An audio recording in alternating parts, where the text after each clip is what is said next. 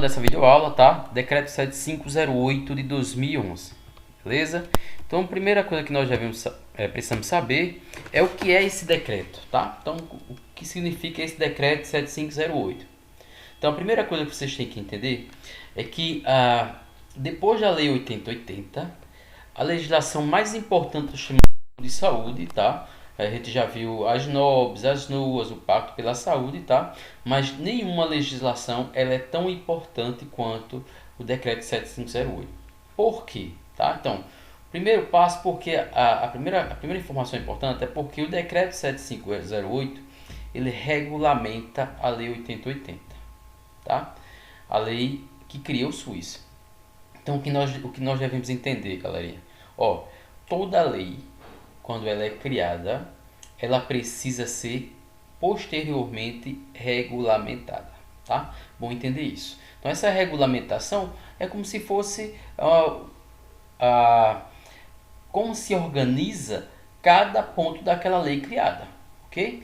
Então, para você ter uma ideia, a Lei 8080 ela foi criada em 1990, tá? E ela só foi regulamentada em 2011, tá? Então foram aí 21 anos de espera para a regulamentação da Lei 8080, ok? Então, por que demorou tanto? O primeiro ponto é a questão da complexidade do Sistema Único de Saúde. Então, precisava-se ter um norte de como o sistema deveria ser organizado, tá? Então, esse decreto de regulamentação do Sistema Único de Saúde, ele reorganiza todo o sistema e vai trazer algumas nomenclaturas que estavam sendo foram se organizando até esse período, né? Só que não estava explícito na Lei 8080 e foi trazido como novidades aqui no Decreto 7508, ok? Então,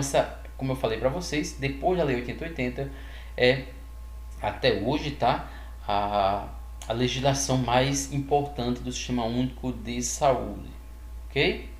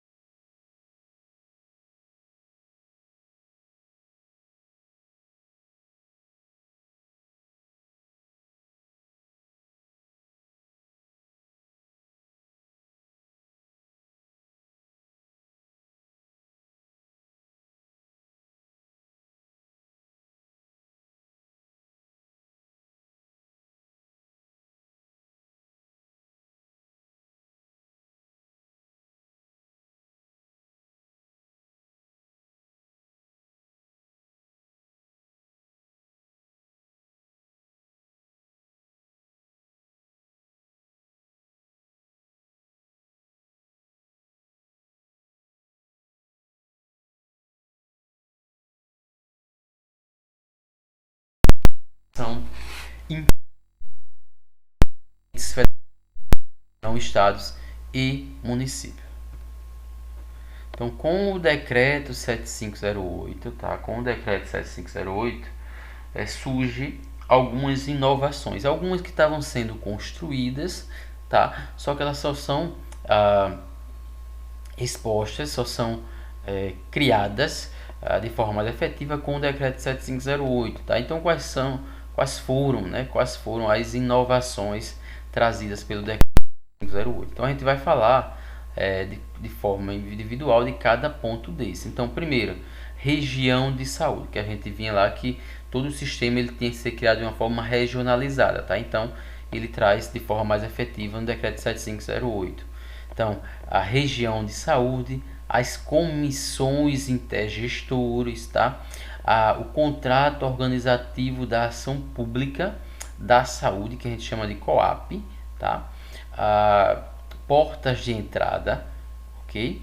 Mapa da saúde, tá? Rede de atenção à saúde, serviços especiais de acesso aberto, tá? E protocolo clínico e diretriz terapêutica. Então a gente vai falar de forma mais específica de cada, tá? Trazida pelo decreto 7508 em 2011, ok? Então a gente vai entender cada ponto desse de forma mais específica. Então aqui a gente traz o primeiro ponto do decreto, gente, ó. Região de saúde, tá? Então, região de saúde, a gente já falou sobre região de saúde na sala de aula, tá? E vamos reforçar aqui como o decreto 7508 ele traz o conceito de região de saúde, tá? Então, região de saúde, ele traz como esse espaço geográfico, então é um espaço geográfico, e esse espaço geográfico é constituído por um agrupamento de municípios que fazem limite, tá, entre si. Então, são limítrofes, porque eles fazem limite, tá? Então, quando eu falo de região de saúde, por exemplo, eu já falei para vocês que na Paraíba existe 16 regiões de saúde, tá? Então, quando eu falo de município, constitui um grupo de município dentro de um espaço geográfico. Por exemplo, a primeira região de saúde, a gente já falou disso aqui em sala de aula, tá? Então, a primeira região de saúde, João Pessoa, Conde, Cabedelo, Santa Rita, Bahia. Então, eles fazem limite, ok? Além disso, esse espaço geográfico, tá? Ele deve ser delimitado, né, marcado. Além olhar a questão geográfica de ser próximo, também a questão tem que ser considerada a questão da identidade cultural, a da economia local, tá? E sociais, e também a rede de comunicação e estrutura de transporte compartilhado. Então, quando a gente vê, por exemplo, quando chega aqui no Laureano, no Hospital Laureano, no Hospital UHU, a gente vê aquele monte de transporte que traz a população do interior para as consultas ou da primeira região de saúde, tá? Isso mostra essa estrutura, né, essa infraestrutura de transporte compartilhado, ok? Dentro dessa região de saúde, tá? E esse espaço geográfico, anotem isso, tá? Que é importante. Ele tem como finalidade, tá? Integrar a organização, o planejamento e a execução de ações de saúde, tá? Então tá aqui, ó, qual o objetivo, qual a finalidade dessa região de saúde, tá? Então, integrar o que? A organização, tá? O planejamento, a execução de ações e também os serviços de saúde do SUS, tá? Então, a gente fala muito que só é possível alcançar a integralidade da assistência através da regionalização, quando todos os serviços eles estiverem organizados, tá, dentro de uma região de saúde, tá? Quer dizer que em cada região de saúde eu tenho que ter serviço da atenção primária, secundária e terciária para desafogar os grandes centros, ok? Então, essas são as finalidades da região de saúde, ok? Bom, gente, então aqui a gente traz outro ponto importante, outra inovação importante, que são as comissões intergestores, tá? Que até então não existia essa nomenclatura. Então passa a ser agora comissões intergestores, tá? Então, que a gente chama de comissão intergestor regional, tá? Comissão intergestor bipartite e comissão intergestores tripartite, tá? Então vamos lá, comissão intergestores regional. O que é essa comissão intergestores regional? Lembra que eu falei lá na aula de Pacto pela Saúde, quando a gente fala do colegiado de gestão regional? Então, esse nome, colegiado de gestão regional, ele se transforma em comissão intergestores regional, que é o conjunto, né, uma instância, que a gente vai falar daqui a pouco desse conceito, onde se reúnem todos os secretários municipais de uma região. Eles se reúnem uma vez por mês, obrigatoriamente, tá? Então, a cada região de saúde existe essa comissão intergestores, tá? Então, existe um presidente que fica num período de 2 anos. Eu já tive a oportunidade de ser presidente da CI, né, da Comissão Intergestores do Vale do Mamuguape durante 2 anos. E obrigatoriamente a gente tem uma reunião mensal. Depois dessa reunião mensal, tudo que for decidido nessa reunião é levado para comissão intergestora bipartite, tá? Que é aquela comissão que a gente já falou, até em sala de aula, aquela comissão onde se reúnem obrigatoriamente os secretários municipais de saúde com o secretário estadual, tá? E por fim, depois dessa reunião bipartite, existe em Brasília a reunião tripartite, que também acontece uma vez por mês, tá? E lá vai estar representantes do Ministério da Saúde, tá? Dos secretários estaduais de saúde através do CONAS e o dos secretários municipais de saúde através do CONASEMES, tá? CONASEMES. Então, esses são as comissões intergestores que é descrito no decreto 7508, tá? Que é trazido como outra inovação, tá? Então, comissões intergestores regional, comissão intergestores bipartite e comissão intergestores tripartite, tá? Então, o que são essas comissões? Ele traz aqui o conceito, tá? Instâncias de pactuação consensual. Essa palavra é importante, tá? Consensual. Por que consensual? Porque só é aprovado nessa comissão se houver um consenso geral. Então, diferente das outros órgãos que precisam de votação, de maioria, aqui não é por votação, tá? Tem que ser um consenso. Enquanto não houver consenso entre todos os que fazem parte, tá, dessas comissões, isso não é aprovado, ok? Então, essa pactuação consensual entre os entes federativos, tá? Então, para definir o que? Regras dessa gestão que a gente chama de gestão compartilhada do Sistema Único de Saúde, porque ela é compartilhada dentro de uma região com os secretários regionais de saúde, dentro do estado com a reunião da comissão intergestora bipartite e a nível nacional com essa comissão intergestora tripartite, ok? Só para ficar claro que é uma comissão intergestores. E quais são as pactuações que essas comissões intergestores elas são responsáveis, tá? Quais são essas pactuações inerentes dessas reuniões que são feitas mensalmente? Então, as pactuações financeiras, então quantitativo financeiro alocados em determinado município, em determinada região, tá? Ou até mesmo um determinado estado. A pactuação da integração de limite geográfico. Então, quando a gente fala de limite geográfico, até onde vai a minha abrangência, tá? A minha assistência à saúde, tá? A minha região é composta por quantos municípios, ok? Então, outra pactuação, a referência e contra-referência. São nessas pactuações, tá? Que dizem para onde é que eu vou mandar meu paciente. Pra vocês terem uma ideia, foi numa pactuação bipartite, por exemplo, entre os secretários municipais e os secretários estaduais, que ficou decidido que um paciente, tá, que sofre um trauma do joelho para baixo e do cotovelo para baixo, ele precisa ir para o trauminha, tá?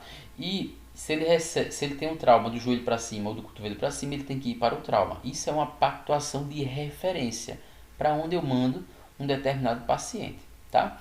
Isso também acontece em outras redes.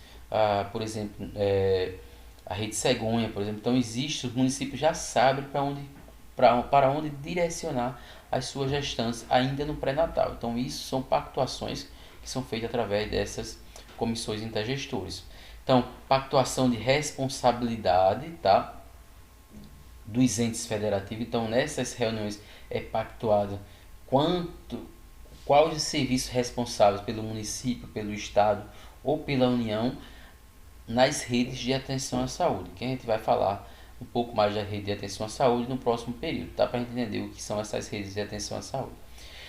E também a integração das ações e serviços dos entes federativos, tá? Então, uma pactuação também dessa integração. Quando a gente fala de integração, justamente da integralidade da assistência, porque eu quero integrar as ações e os serviços de saúde que existe a nível municipal, estadual e federal, tá? E principalmente os níveis de atenção primária, secundária e terciária. Então busca essa integração das ações e dos serviços, beleza? Bom, contrato organizativo da ação pública. Então, como a própria palavra diz, é um contrato, ok? Um acordo, como diz como traz aqui de forma bem clara o conceito no decreto 7508. É um acordo de colaboração firmado entre os entes federativos. Então, o COAP, gente, ele substitui o Pacto pela Saúde, tá? Então, deixar bem claro isso. O COAP, ele vem a substituir o Pacto pela Saúde, tá? Porque o Pacto tinha essa responsabilidade de fazer esse contrato, esse acordo. Quando a gente falava de pacto, existia uma pactuação entre os entes federativos. Mas agora não. Agora, a partir de 2011, o decreto 7508 ele diz que tem que ser um contrato, tá? Então, um contrato assinado entre o governo municipal, federal e estadual. E é feito esse acordo, tá? Deixando bem claro as responsabilidades de cada ente federativo adiante de todo o Sistema Único de Saúde, tá? Então, gente, nesse COAP, né? Então, essa sigla a gente chama esse Contrato Organizativo da Ação Pública da Saúde de COAP, ok? Então, esse COAP, ele vai definir, tá? Dentro desse contrato, como eu falei para vocês, né? Um contrato, esse acordo que é feito entre os municípios, os estados e a União, ele vai definir as responsabilidades de cada ente federativo, tá? Vai definir os indicadores em saúde, tudo é definido nesse contrato agora, tá? Então, desde 2011. Então, os indicadores de saúde, tá? O que deve ser alcançado, por exemplo, quando eu digo que um município X, ele precisa, tá? Para alcançar a meta de vacinação, atingir 95% das crianças na vacinação contra a poliomielite, por exemplo, estou dando um indicador em saúde que ele precisa ser alcançado, ok? Então, tudo isso é definido nesse COAP. As metas de saúde também, tá? Além de indicadores, metas que devem ser alcançadas também. Critérios de avaliação e desempenho das ações e serviços de saúde, tá? Define também os recursos financeiros que cada ente vai gastar com determinadas ações de saúde, tá? A forma de controle de fiscalização da execução dessas ações de serviço de saúde. Então, essas são as principais definições, né? O que define esse contrato, ok? Esse contrato organizativo da ação pública, o COAP, tá? Pública em saúde, tá? Das ações de saúde pública, beleza? Então, essas são as definições desse decreto. Desse contrato, tá? Outra inovação que o decreto traz é a redefinição das portas de entrada do Sistema Único de Saúde, ok? Portas de entrada do Sistema Único de Saúde. Portas, tá? No plural. Então, historicamente, houve a ideia de que a porta de entrada do SUS era as unidades básicas de saúde, a estratégia de saúde da família, tá? A atenção básica era a porta de entrada do SUS. E depois de anos, tá? De organização do sistema, se verificou que o Sistema Único de Saúde ele existe portas de entrada e não uma porta de entrada apenas, tá? Então, o que é porta de entrada é aquele serviço inicial que a população tem dentro do Sistema Único de Saúde, gente. Então, o decreto ele traz de forma bem clara, anotem aí, tá? que no SUS existe 4 portas de entrada. E quais são essas portas de entrada? Tá? Isso cai muito em concurso público, tá? Na verdade, não só essa questão das portas de entrada é mais comum, mas também cada ponto desse, o decreto 7508, por ser uma inovação muito importante no sistema único de saúde, ele está sempre presente nos concursos públicos, ok? Então, ele diz o seguinte, que as portas de entrada do sistema único de saúde, além da atenção básica, atenção primária à saúde, ela é sim uma porta de entrada, e anotem, ela é a porta de entrada preferencial, mas não a única, tá? Ela é a preferencial, de preferência entrar pela unidade básica de saúde, pela estratégia de saúde da família, pela atenção primária. Porém, a atenção primária ela não é a única porta de entrada. Além da atenção primária, anotem, também a atenção à urgência e emergência. Então, a atenção à urgência e emergência é uma porta de entrada do sistema. Por exemplo, se você sofre um acidente na BR e o SAMU busca você lá, você está entrando no sistema através do serviço de urgência e emergência, da atenção de urgência e emergência, tá? Então, se você leva um acidente em casa, tá? Uma queda, bateu a cabeça, se você coloca você dentro do carro e leva para a porta do hospital de trauma, você vai ser atendido, você vai entrar no hospital de trauma, você está entrando no sistema único de saúde dentro do serviço de urgência, porque esse hospital de trauma é um serviço de referência de urgência e emergência, tá? Então, a atenção à urgência e emergência, ela também é considerada uma porta de entrada. Outra porta de entrada é a atenção psicossocial, tá? Então, o que é a atenção psicossocial? A gente vai falar um pouco mais no período que vem. São as redes que atendem às doenças mentais. Então, eu posso ir num CAPS-I, que é o CAPS infantil, num CAPS-1, tá? Ou num CAPS álcool e droga, o CAPS-1 é o CAPS para doenças psíquicas, tá? E o CAPS álcool e droga, o CAPS-AD, é o CAPS que vai atender pacientes usuários de álcool e outras drogas, tá?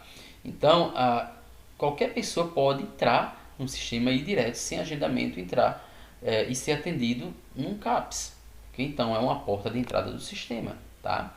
Ou pode também, se alguém da família tem uma doença mental e você pega esse paciente surtado e leva para um hospital psiquiátrico, ele vai ser atendido. Ele vai adentrar no sistema, tá? Então, os serviços de atenção psicossocial é outra porta de entrada do SUS.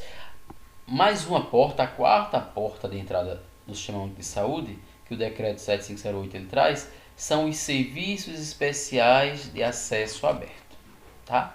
Serviços especiais de acesso. Então, vamos entender o que é esse serviço especial de acesso aberto, tá? Então, serviço, a própria palavra já diz, gente, ó, especial. Por quê? Porque ela atende uma especialidade, tá? De acesso aberto, tá? Então, vamos dar um exemplo bem prático para a nossa vivência. Então, um serviço especial de acesso aberto em João Pessoa, o Hospital Clementino Fraga.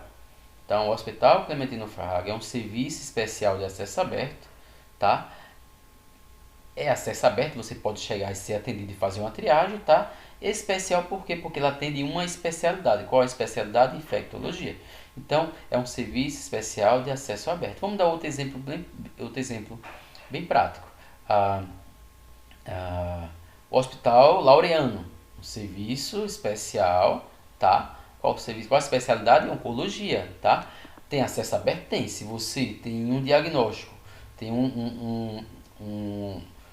uma biópsia ou tá com suspeita do câncer e você vai e faz a triagem lá no Laureano, você tem um acesso aberto dentro do sistema. Então, essa é a quarta porta de entrada, tá? São os serviços especiais de acesso aberto. Então, anotem. Quais são as quatro portas de entrada do SUS? A atenção primária à saúde, tá? Os serviços de atenção à urgência e emergência, os serviços de atenção psicossocial e os serviços especiais de acesso aberto. Essas são as quatro portas de entrada do Sistema Único de Saúde. Viu, galerinha? Anotem aí, tá? Bom, outra questão importante, outra inovação importante é o mapa da saúde. Então, quando vocês forem agora para estágio, vocês vão verificar que toda unidade de saúde, normalmente ela tem um mapa da microárea, ok? Então, esse mapa, além de existir esse mapa na atenção primária à saúde, existe o mapa da saúde a nível municipal, tá?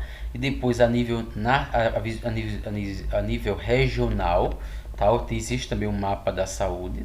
Depois a gente faz a nível estadual, de todas as regiões, juntam todas, tá? Então, no mapa da saúde, lá vai estar descrito, tá? De forma geográfica, onde está distribuído tudo que existe em relação à saúde. Além de ter um desenho de um mapa, existe também descrito no mapa. Por exemplo, no mapa da saúde existe na descrição dele, por exemplo, quantos de recursos humanos estão no meu município, quantos enfermeiros eu tenho, quantos técnicos de enfermagem, quantos médicos da estratégia de saúde da família, quantos fisioterapeutas. Então eu tenho que ter todos os recursos humanos descritos nesse mapa, tá? As ações de saúde que eu tenho, por exemplo, ok? Então eu tenho que colocar lá que eu tenho no mapa, eu tenho que colocar quantos PSF eu tenho, quantos serviços de laboratório eu tenho, quantos serviços de saúde bucal eu tenho, quantos serviços de agente de saúde eu tenho que colocar tudo nesse mapa. E nesse mapa, o que é interessante, gente, é que nesse mapa eu não coloco só os serviços ofertados pelo SUS, não, tá? Eu não coloco só isso. Eu coloco também aqueles que é oferecido pela iniciativa privada, tá, gente? Então, a iniciativa privada também faz parte, né? Ele vai ter que estar integrado, vai ter que estar descrito nesse mapa, tá? Por quê? Porque lembram, lá na Lei 8080 ele diz o seguinte, que a iniciativa privada, ela faz parte do SUS de forma complementar. Então, se houver necessidade de contratar qualquer serviço privado, eu vou ter lá o que é que eu tenho dentro do meu município. Depois a gente junta esses mapas e faz um mapa regional, depois faz um mapa... um mapa nacional e depois um mapa estadual, depois um mapa nacional. É por isso que nós sabemos, por exemplo, quantos serviços de saúde tem no Brasil todo. Existe esse acesso no sistema de saúde. Consegue identificar quantos laboratórios tem, onde é que eu vou, se caso eu precisar contratar do serviço privado, eu sei onde eu vou buscar dentro do meu município, dentro da região, ok? Ou até mesmo a nível nacional, tá? Então, esse mapa da saúde ele é importantíssimo para identificar as necessidades de saúde, porque eu consigo ver o que é que eu tenho e o que é que falta, tá? Quando eu olho para o mapa, eu consigo ver o que é que eu tenho e o que é que está faltando nesse mapa, tá? E ele serve também para orientar o planejamento, ok? Esse planejamento, né, que é um planejamento tripartite, né, que é feito através do COAP, que é esse planejamento entre municípios, estados e União, ok? Então, anotem isso, que é importante. Então, esse mapa, ele é utilizado para quê? Primeiro, identificação das necessidades de saúde, tá? Segundo, orientação para o planejamento, tá? Então são dois pontos para que esses mapas são utilizados, ok? Identificação das necessidades e serve também para orientar o planejamento no Sistema Único de Saúde, beleza?